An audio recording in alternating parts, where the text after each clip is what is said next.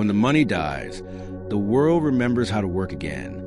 Not work for salaries, for bonuses, or for the invisible digits that buy comfort, but real work, the kind that keeps you alive, the kind that existed long before finance and will exist long after.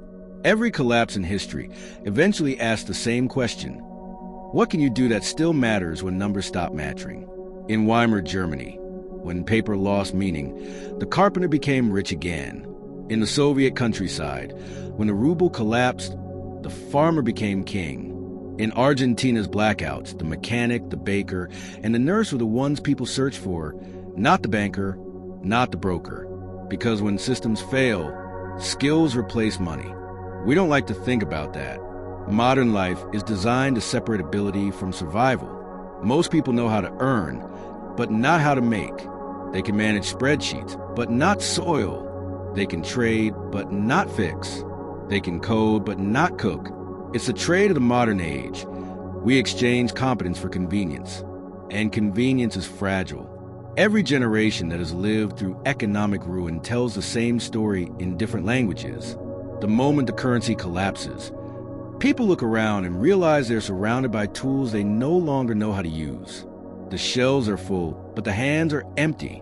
When the crisis comes, paper burns, screens go dark, and the hierarchy flips. The useful rise. A nation that once worshipped financiers now kneels to the farmer, the builder, the doctor, and the teacher. Because in collapse, the value of labor reconnects with reality. You can't eat algorithms. You can't drink digital assets. You can't fix a roof with credit. The only wealth that survives is what you can grow, build, repair, or teach. History is full of forgotten revolutions built not by politicians, but by craftsmen. After Rome fell, it was the blacksmith, not the senator, who held civilization together. In the Middle Ages, knowledge of stone and steel rebuilt cathedrals out of rubble. After wars, it's always the carpenter who rebuilds the home, the tailor who restores dignity, the doctor who brings life back. And yet, in every prosperous era, the same blindness returns. Skills are devalued. Symbols of wealth replace their substance. The hands that create are hidden behind the hands that count. But you can't count your way out of hunger. Imagine, for a moment, that tomorrow the system freezes. Cards don't work. The internet flickers out. The cash machine reads out of service. What would matter then? A man with a garden, a woman who can sew or mend, a neighbor who knows how to filter water or repair an engine. Suddenly, these are the richest people alive. We call them ordinary. History calls them indispensable. Every great crash strips away illusions and reminds society what wealth actually is: the ability to survive without permission. When hyperinflation hit Zimbabwe, people stopped asking, "What do you earn?" and started asking, "What can you trade?" When the peso collapsed in Argentina, the country didn't fall into total chaos. It reorganized itself around skills. Mechanics fixed cars for food. Teachers tutored children for flour. Bakers traded bread for medicine. The economy didn't end. It simply stopped pretending. And the truth is, the most valuable skills have always been the oldest ones. The ability to feed yourself, heal others, protect, build, and teach. Those are currencies older than any empire, and they never go bankrupt.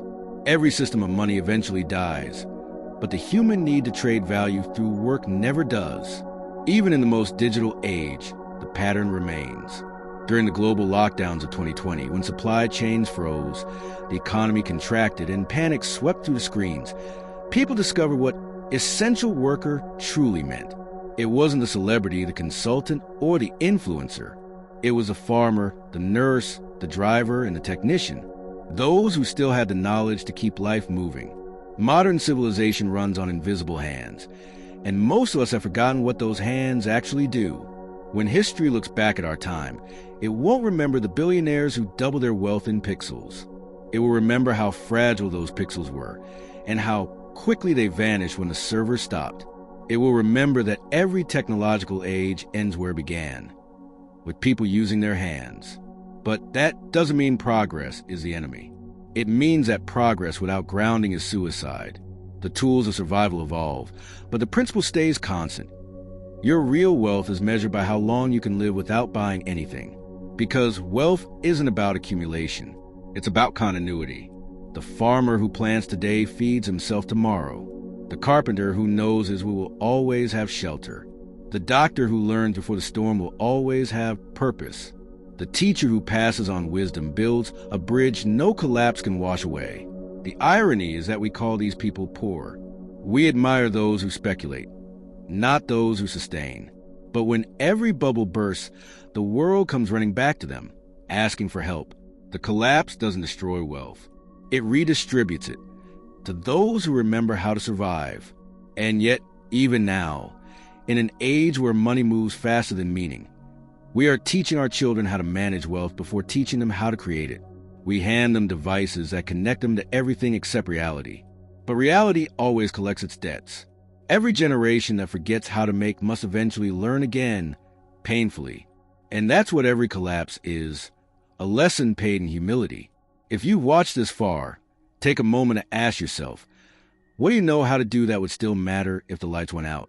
If you want to keep uncovering the lessons history keeps forcing us to relearn, subscribe now, because the next reminder always comes when we least expect it.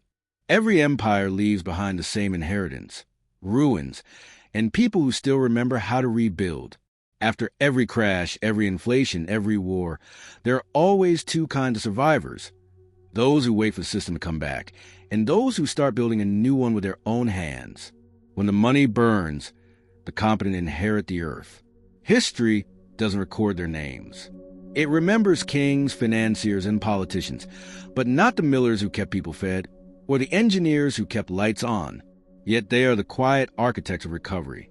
After the Second World War, Europe's cities lay in dust. It wasn't economists who rebuilt them. It was carpenters with cracked hands and masons who mixed mortar by memory. They didn't wait for funding. They waited for the rain to stop. After the Soviet Union collapsed, millions woke up with savings that no longer existed. But plumbers, welders, and farmers still ate. They traded services, not money. In Moscow, a dentist accepted potatoes for fillings. In the countryside, a teacher received firewood for lessons. Society didn't vanish. It adapted through ability. That's the secret governments never say out loud. When the economy dies, competence replaces currency. Because real wealth is transferable only through action. The farmer can teach farming. The builder can teach building. The doctor can heal without paperwork. But the speculator can't teach speculation when there's no market left to speculate on. Civilizations that survive longest are those that honor this truth. Japan's artisans, Europe's guilds, the nomadic healers of Africa, all passed down knowledge that survived plagues, empires, and collapses. Money changed, rulers changed, even languages changed, but the skills endured. The most dangerous illusion of modern times is inflation or debt. It's dependence. We build a world where people can starve surrounded by food, freeze surrounded by fuel, and drown in information while knowing nothing useful. Technology should have made us stronger. Instead, it made us specialized, and specialization without balance becomes fragility. The man who only knows how to push buttons is powerful when the power is on and helpless when it's gone. The collapse of a currency is never just financial, it's psychological. It strips away illusion until all that's left is competence and character. When Venezuela's economy imploded, entire neighborhoods survived not through cash, but through skill exchange. Barbers traded cuts for eggs. Mechanics repaired bicycles for rice. Programmers, yes, even them, found ways to earn, coding on laptops powered by car batteries. Adaptation became currency. In the refugee camps of Syria, carpenters rebuilt shelters from scrap, nurses organized makeshift clinics, and teachers drew lessons in dust. The lesson is always the same. What you can do with your mind and hands is the only wealth that cannot be confiscated. And yet, modern education still teaches us to memorize, not to master, to recite, not to repair. We graduate knowing how to apply for jobs, but not how to survive without them. The next century won't belong to those with the biggest balance sheets. It will belong to those with the most versatile minds. The ability to adapt, to learn, to fix, to grow is what evolution itself rewards. The same principle applies to civilizations. Societies that teach survival skills thrive. Those that depend on systems collapse when those systems fail. If you study the lives of those who outlasted every economic disaster, you'll find a pattern. They were the generalists, people who knew a little about everything: farming, fixing, building, trading. They weren't rich, but they were free. And freedom, unlike money, doesn't lose value. Imagine the future 50 years from now, a world of automation, AI, and artificial abundance. The same cycle will repeat. Comfort, dependence, collapse. And once again, those who know how to grow food, mend fabric, repair machines, or heal wounds will become the backbone of society. Because the skills that outlive every currency are not technical. They're elemental. To feed, to build, to heal, to teach, to protect. These 5 are the oldest currencies on Earth. They can't be stolen by inflation or coded into debt. They exist in motion, not storage. They are wealth that multiplies when shared. The blacksmith who trains an apprentice doubles his value. The farmer who teaches irrigation feeds generations. The teacher who passes wisdom keeps civilization alive. In collapse, generosity becomes investment. When money burns, the greedy vanish. The skilled endure and the wise rebuild. That's why the wealthiest people in ancient times weren't those who hoarded gold, but those who train others. A master craftsman could feed 10 families. A healer could save an entire village. A teacher could shape a generation. Their riches weren't stored, they were embodied. And maybe that's the quiet truth history has been trying to tell us all along. Wealth is not possession, it's transmission. In the ruins of every fallen empire, the survivors always start the same way. They gather, they teach, they work. They turn ashes into clay, wood into shelter, ideas into structure. And from that, civilization rises again. It's easy to forget that everything around you, every tool, every building, every comfort, was once a skill in someone's hands. But it's even easier to forget that it could all vanish, and hands would have to learn again. That's why, in every generation, there's a quiet revolution. People leaving offices to learn how to grow food, repair engines, build houses, treat wounds. They're not rejecting modernity. They're preparing for when modernity fails. Because the truth is simple and brutal and beautiful. You can lose your job, your bank, your savings, even your country. But if you can make, mend, or teach, you'll never be poor. The skillful are the last currency standing. So when you think about wealth, stop asking, what do I own? And start asking, what can I do? Because when the world burns its paper again, and it will, those who can still create value without money will inherit the future. If you made it here, take this story as a reminder. Learn something that can't be deleted. Teach something that can't be replaced. Build something that outlives you. Because that, not the currency in your pocket, is the only wealth that truly lasts.